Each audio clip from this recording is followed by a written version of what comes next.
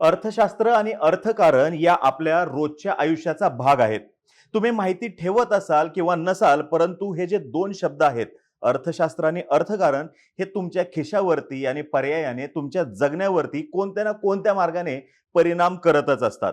Corona महामारी थोडीशी आटोक्यात आली अशी वाटत असतानाच परत तिसऱ्या लाटेची चर्चा सुरू झाली.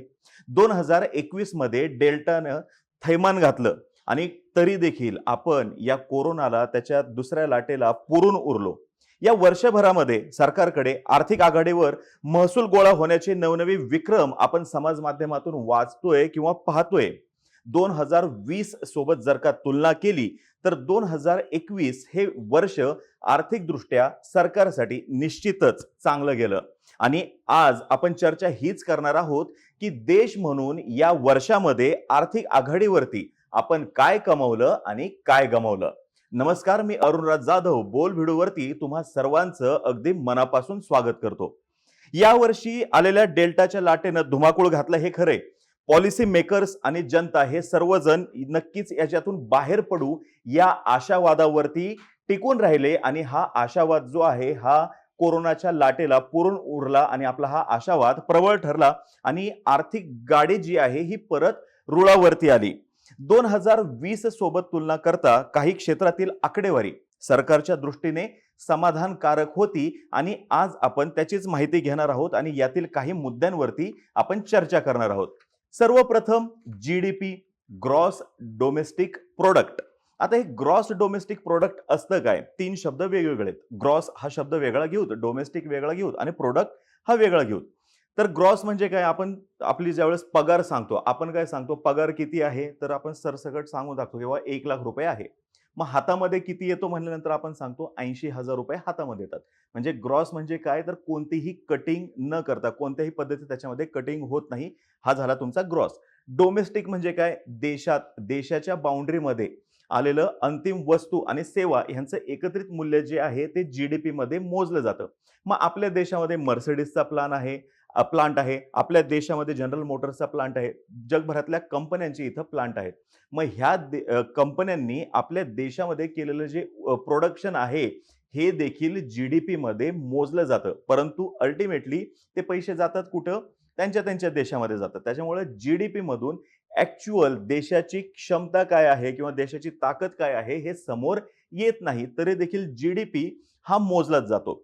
2015 मध्ये सरकारने आपल्या इथं जीडीपी मोजण्याची जी जुनी पद्धत होती ती पद्धत बदलली आणि नव्या पद्धतीने जीडीपी मोजायला सुरुवात केली.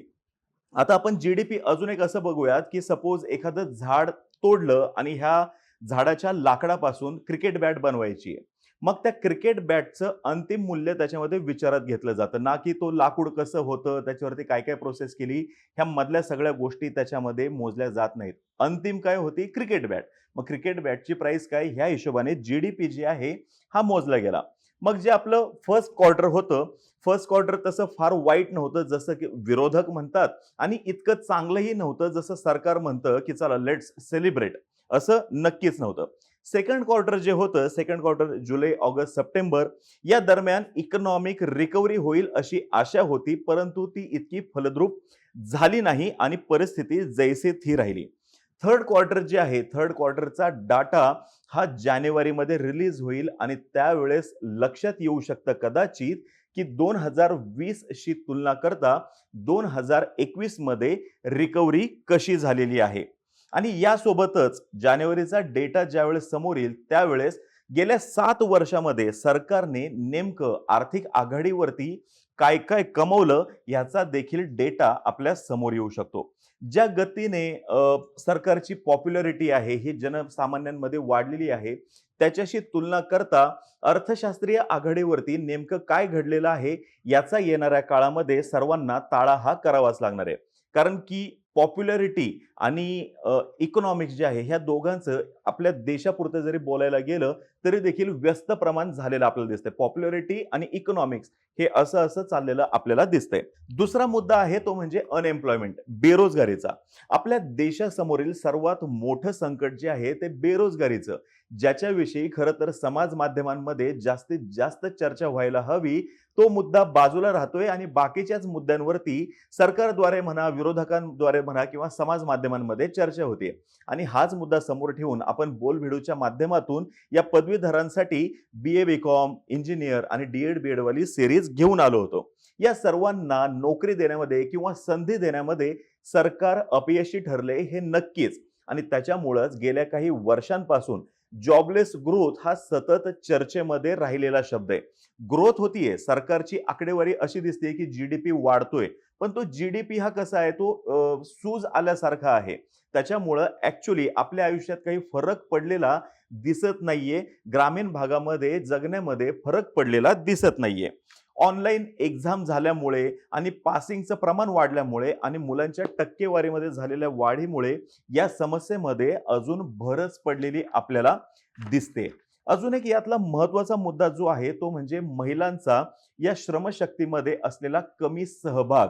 आणि जरी त्यांचा त्याच्यामध्ये सहभाग असला तरी त्याच्याविषयीची आकडेवारी उपलब्ध नाहीये. त्याच्यामुळे ही समस्या फार गंभीर आहे.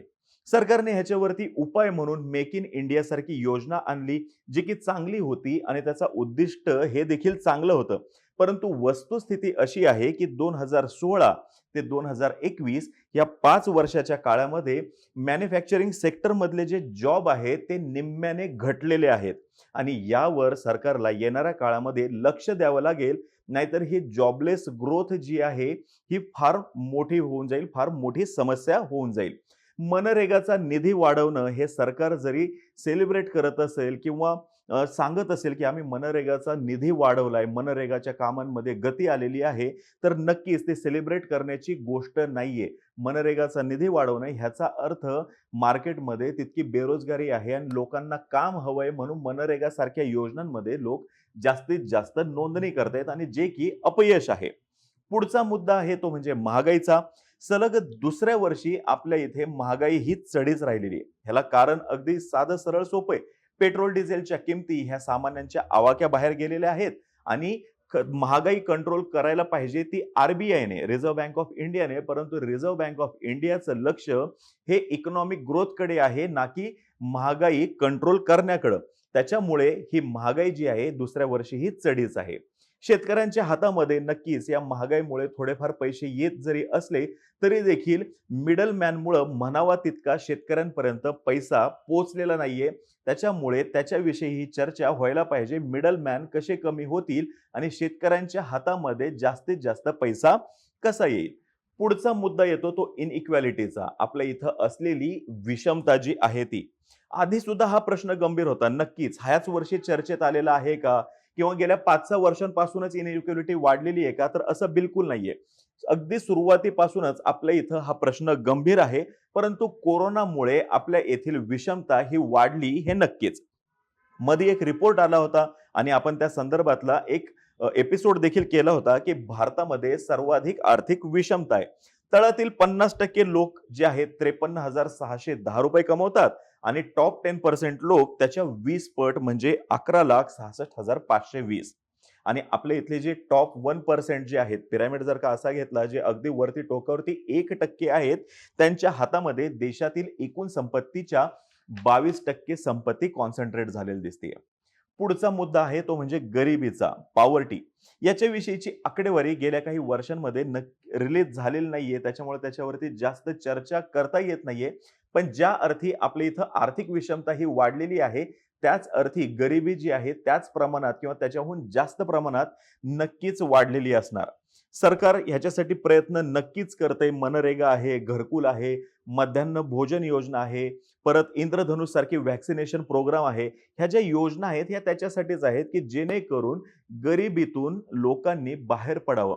सरकार हा खर्च उचलण्याचं कारण हे आहे की जर का लोकांचा ह्या सर्व गोष्टींवरती पैसा जो खर्च होतोय, घरावरती पैसा जो खर्च होतोय किंवा मुलांना प्रोटीनयुक्त आहार देण्यामध्ये जर का त्यांचा पैसा खर्च होत असेल किंवा मुलांना व्हॅक्सिनेशन देण्यामध्ये किंवा मुलांच्या आरोग्यावरती पैसा जास्त खर्च होत असेल, तर सरकार त्याच्यातला मोठा भार उचलते, जेणेकरून लोक तो जो पैसा आहे तो त्यांचा जो इतर विकास जो आहे, इतर ज्या गोष्टी आहेत त्यांच्यासाठी वापरतील आणि अर्थातच गरिबीतून ते वरती येतील. उद्देश फार चांगला आहे. सरकार कोणतेही असो, अगोदरचं हे उद्देश हा नक्कीच चांगला आहे कोणत्याही योजनेमागचा, परंतु त्याची अंमलबजावणी जी आहे ती अजून चांगल्या पद्धतीने व्हायला हवी आणि त्याची आकडेवारी देखील आपल्या समोर येणं गरजेचं आहे.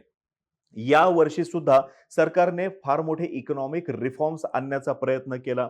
नुकतंच आपण शेतीविषयक जे कायदे आहेत त्याच्याविषयीचे आपण 2-3 एपिसोड बनवलेले आहेत, ते तुम्ही बघू शकता. सरकारने बँकांचं एन-पी-ए जे आहे, नॉन परफॉर्मिंग ॲसेट्स, हे कमी व्हावं म्हणून बॅड बँक सारखी संकल्पना समोर आणली, की ज्या बॅड बँकेकडे या सर्व बँकांचं एन-पी-ए जे आहे हे ट्रान्सफर होईल आणि त्या बँकांसाठीचं गुंतवणूक जी आहे त्या बँकांमधली गुंतवणूक वाढेल. उद्देश नक्कीच चांगला आहे आणि तो नक्कीच सफल होईल. एअर इंडियाचं खासगीकरण हे देखील ह्या वर्षी सर्वाधिक चर्चेला गेलेला मुद्दा आहे. त्याच्यातून किती पैसे भेटले, नाही भेटले ह्या संदर्भातला एपिसोड तुम्ही बघू शकता आणि तुम्ही स्वतःच त्याच्यावरती लॉजिक लावून अंतिम निष्कर्षापर्यंत येऊ शकता.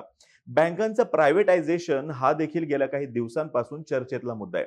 बँकांचं विलिनीकरण होणं हे गेल्या 2-3 वर्षांपासून चालूच होतं, पण बँकांचं प्रायव्हेटायझेशन हे येणाऱ्या वर्षी देखील नक्कीच गाजणारा मुद्दा आहे.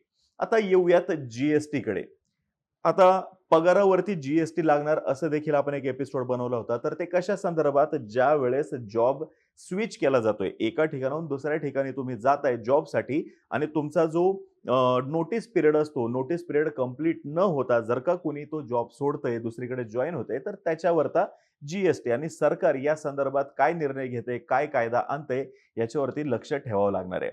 कपड्यांवरचा जी वाढवलाय आणि हळदीवरचा जी 5% काहीतरी आहे, हे कालच बातमी आली होती. सरकारला या संदर्भात देखील त्यांचं मत काय आहे, ते ह्या संदर्भात काय निर्णय घेणार, हे येणाऱ्या काळामध्ये जाहीर करावंच लागणार आहे. जी अंडर पेट्रोल आणि डिझेल येतील का, हाही मागच्या वर्षी सर्वाधिक चर्चेला गेलेला विषय होता आणि वर्ष संपत आलं तरी देखील पेट्रोल आणि डिझेल हे जी कक्षेत आले नाहीत. जी कक्षेमध्ये जर का ते आले तर पेट्रोल आणि डिझेल स्वस्त होतील, हा एक भाबडा आशावाद सगळेजण बाळगून आहेत. परंतु येणाऱ्या काळात सुद्धा पेट्रोल किंवा डिझेल हे जी कक्षेत येईल असं काही वाटत नाही, कारण की सरकारसाठी पेट्रोल आणि डिझेल याच्यातून मिळणारा महसूल जो आहे हा फार मोठा आहे. कोरोनामुळे गेल्या 2 वर्षांपासून उत्पन्नाचे स्रोत आटलेले असताना सरकारला जिथून कुठून महसूल भेटतोय त्या सर्व गोष्टी हव्याशा आहेत आणि तो महसूल गरजेचा आहे. कारण की अल्टिमेटली तो पैसा परत सामान्य जनतेमध्येच वेगवेगळ्या योजनांच्या रूपाने वाटलाच जाणार आहे, त्यांच्या कामामध्येच येणार आहे. तर असं हे वर्ष आर्थिकदृष्ट्या जर का बघायला गेलं तर संमिश्र राहिलं सरकारच्या दृष्टीने आणि तुमच्या आमच्या दृष्टीने जर का बघायला गेलं तर खिशाला चांगलीच कात्री लागलेली आपल्याला दिसतीये. तर तुम्हाला आपली आजची ही चर्चा कशी वाटली, विषय कसा वाटला, हे खाली कमेंट बॉक्समध्ये नक्की सांगा आणि तुमची जर का कुठल्याही कारणामुळे जर का खिसा कापला गेलेला असेल तर ते देखील खाली कमेंट बॉक्समध्ये नक्की सांगा. तोपर्यंत बोल भिडू या आपल्या YouTube चॅनलला लाईक करा. आम्हा सर्वांचे व्हिडिओ जास्तीत जास्त लोकांपर्यंत पोहोचवा आणि चॅनलला सबस्क्राईब करायला तेवढं विसरू नका. धन्यवाद.